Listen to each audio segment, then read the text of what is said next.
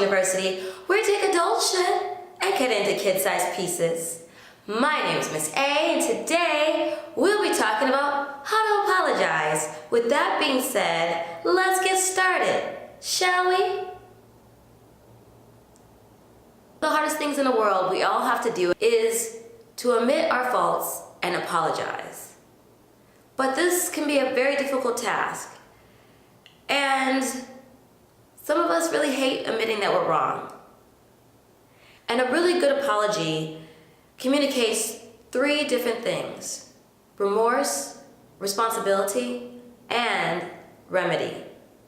So in this classroom discussion, I'm going to share with you ways to go about apologizing, or things to at least keep in mind when you're apologizing. With that being said, let's jump into it. Number one, give up the idea of being right.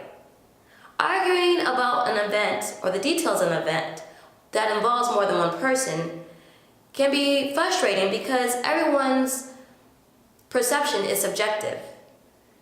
When it comes to apologizing, the most important thing is to acknowledge the truth of the person's feelings that are involved and not focus on whether the details of the event that took place are correct or not. Number two, use I statements. Oftentimes, many of us use the word you instead of I, so it pushes off the responsibility of the apology or offense onto the person who's receiving the apology. For example, I'm sorry your feelings were hurt. When in fact, it should be, I'm sorry I hurt your feelings when I did XYZ. So take responsibility for your part in the offense that took place. Three, avoid justifying your actions. Now, it's natural for all of us to want to justify why we do what we do. But when it comes to apologizing, it's important that you put that aside and avoid doing so when you're apologizing to the person that you've offended, because it basically is negating the purpose of the apology and will most likely come off as insincere. Number four, use excuses cautiously.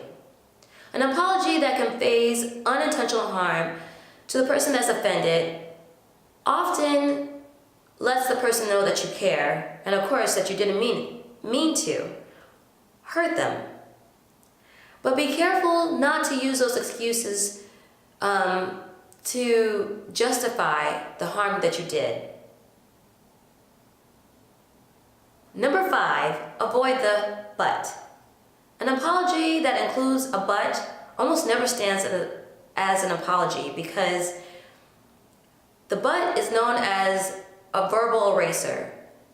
So basically it shifts the focus of the apology off of expressing responsibility and regret to justifying your actions.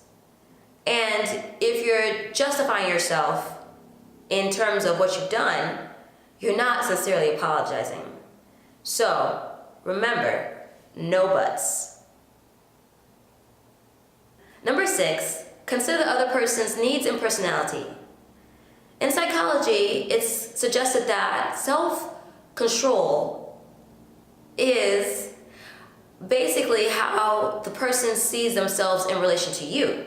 So when you're apologizing, consider the other person's needs and personality and base your apology or the way you're going to apologize on that so that it can be most effective. Number seven, write down your apology if you like.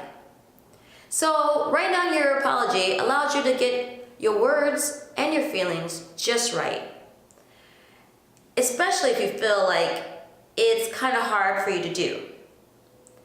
And if you feel like you're going to get a little bit too emotional when apologizing, it's best to write some notes down and use them to help you get through the apology.